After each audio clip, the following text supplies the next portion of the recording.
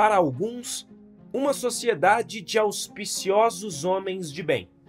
Para outros, um antro de perversidade e depravação moral. Essa é a maçonaria. Permeada sempre por lendas e conjecturas, essas organizações despertaram curiosidade durante séculos. Contudo, o que se esconde por trás do véu dessas lendas? É o que vamos descobrir. Sejam bem-vindos a mais um vídeo do canal Danúzio Neto. E se preparem, pois hoje é dia de mergulharmos fundo no sombrio e dantesco mundo da maçonaria e como os seus membros ajudaram a destruir o Brasil.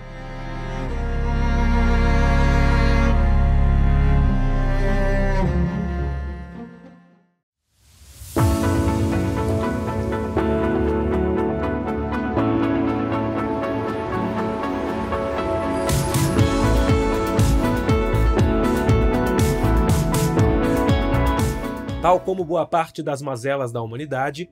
as origens da maçonaria são tremendamente distantes e incertas, para não dizer obscuras. Também chamada de arte por seus admiradores, podemos delinear suas origens nas guildas de pedreiros, que a partir dos finais do século XIII regulamentaram as qualificações dos pedreiros, que conforme subiam de nível, podendo ser aprendizes, companheiros ou mestres, acabavam recebendo segredos, senhas e novas informações oriundas de suas posições, garantindo que, conforme migravam por toda a Europa em busca de trabalho, cada um desses homens tivesse a garantia de um salário adequado e de privilégios proporcionais ao seu nível de qualificação. Estabelecendo essas bases, nos derradeiros momentos do século XVI, mais precisamente em 1599, quando o primeiro cavalheiro registrado que se juntou a uma loja de pedreiros de Edimburgo, a maçonaria passou a se proliferar. Entretanto, só ouviremos falar desses homens com mais clareza em 1721, diante do advento da publicação em Londres da obra As Constituições Maçons, por intermédio do ministro presbiteriano escocês James Anderson, que deu o pontapé derradeiro para que a maçonaria se tornasse popular dentro das cidades, à medida que as elites políticas, comerciais e intelectuais se reuniam nas lojas maçônicas. Seus objetivos, segundo eles mesmos, era propagar o autoaperfeiçoamento de seus membros por meio de lições morais, intelectuais e espirituais, onde seus participantes, divididos em 3 graus, aprendiz, companheiro e mestre maçom, ainda professariam suas crenças na deidade conhecida, o arquiteto supremo do universo, apesar de poderem existir particularidades em cada loja maçônica. Poucos anos depois, em 1732, a maçonaria atravessaria o Oceano Atlântico, tendo se fincado, tal como um vírus ou um parasita, no seio da sociedade americana, especialmente na Filadélfia e em Boston, onde a grande loja maçônica da Inglaterra financiaria a loja St. John's de Boston,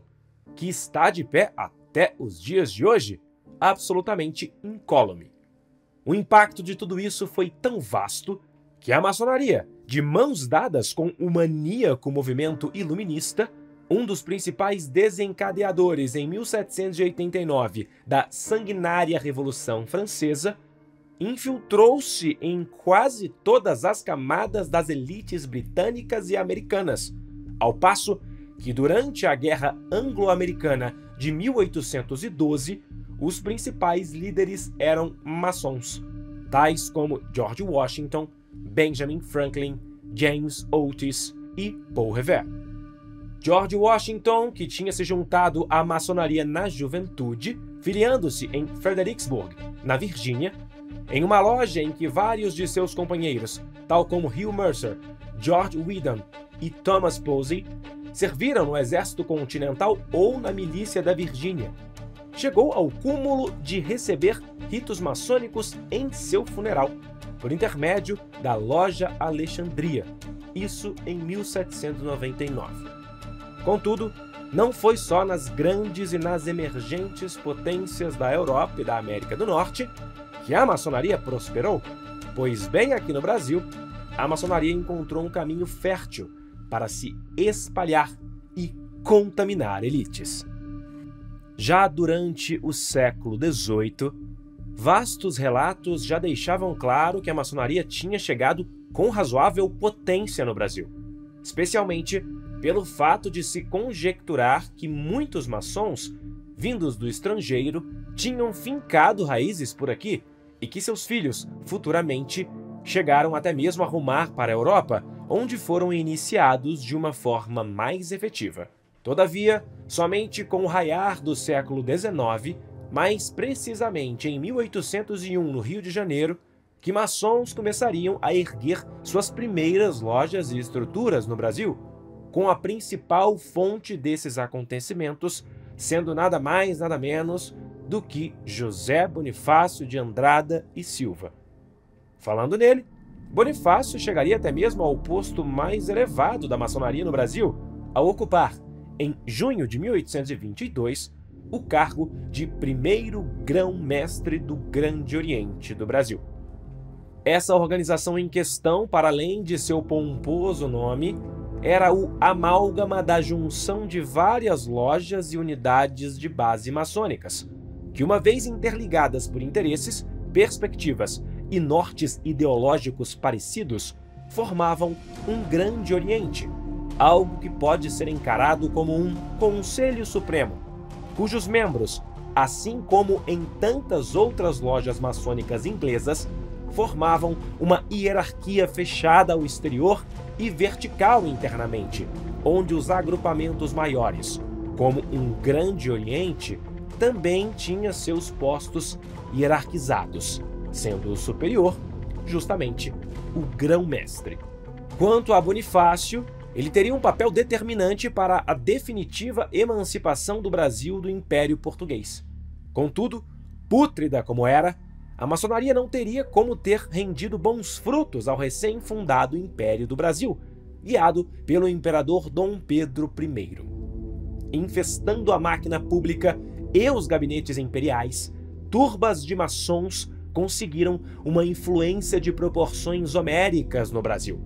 ao passo que, quando o país mergulhou na Guerra da Tríplice Aliança em outubro de 1864, mais conhecida como a Guerra do Paraguai, toda sorte de figuras relevantes do comando do conflito eram maçons, tais como Paulino José Soares de Souza, o Visconde de Uruguai. Porém, até aquele momento, apesar de fortes, as forças maçônicas que infestavam o Brasil ainda não tinham influência total, algo que começou a mudar completamente a partir do final da Guerra do Paraguai, em 1870, pois o guia máximo da nação, o imperador Dom Pedro II, em um mergulho dantesco e criminoso em ideias falidas, começou a perseguir membros honrosos da Igreja Católica.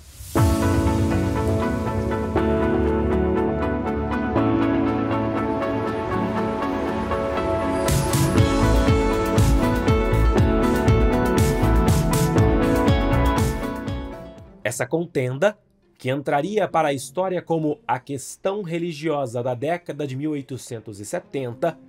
era motivada por uma condenação clara e inequívoca do Papa Pio IX aos maçons. Sabedor de que maçons tinham se tornado padres e que católicos estavam integrando lojas maçônicas, em 1864, o Papa emitiu uma bula onde determinava que todos os católicos envolvidos com a prática da maçonaria deveriam ser excomungados da Igreja.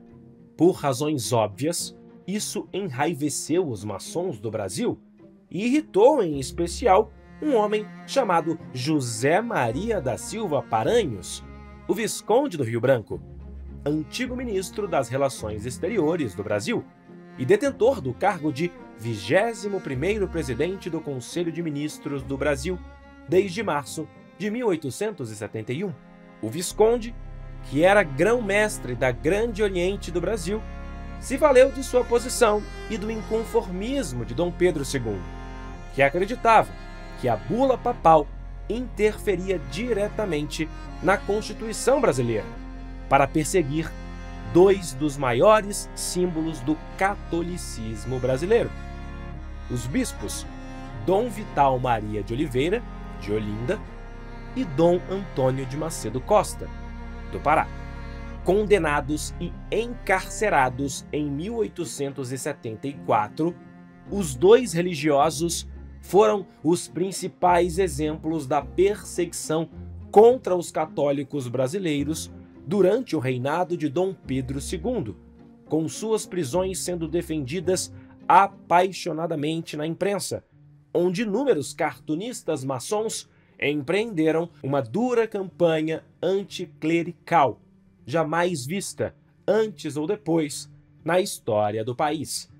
Um dos principais membros dessas turbas de lunáticos foi Joaquim Saldanha Marinho, que escreveu artigos publicados no Jornal do Comércio sob o pseudônimo de Ganganelli, defendendo a maçonaria durante a crise. Criminosas, essas ações do imperador minaram seu apoio dentro da igreja, e mais do que isso, tal como um tolo que alimenta um crocodilo com outros corpos na esperança de ser devorado por último, Dom Pedro II só conseguiu fortalecer seus inimigos velados,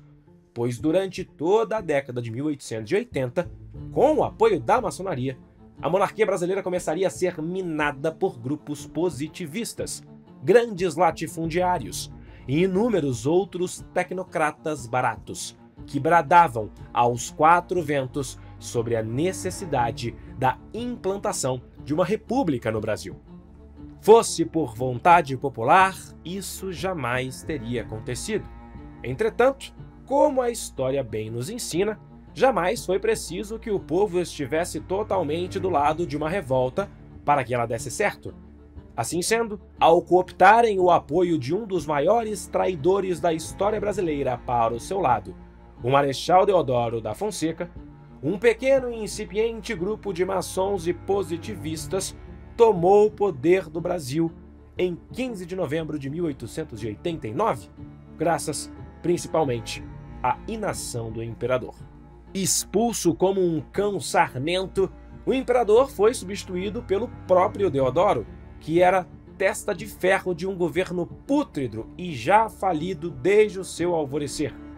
que em seu primeiro gabinete ministerial provisório contou com 8 maçons, dentre eles o próprio Deodoro, que foi eleito em 19 de dezembro de 1889 e posteriormente empossado em 24 de março de 1890 como o grão-mestre da Grande Oriente do Brasil. Dentre os ministros maçons empossados, um dos mais famosos era Rui Barbosa, que assumiu o cargo de ministro da Fazenda e, como grande presente ao povo, entregou a maior crise econômica da história do Brasil em assombrosos 6 meses, algo que ficaria conhecido como encilhamento.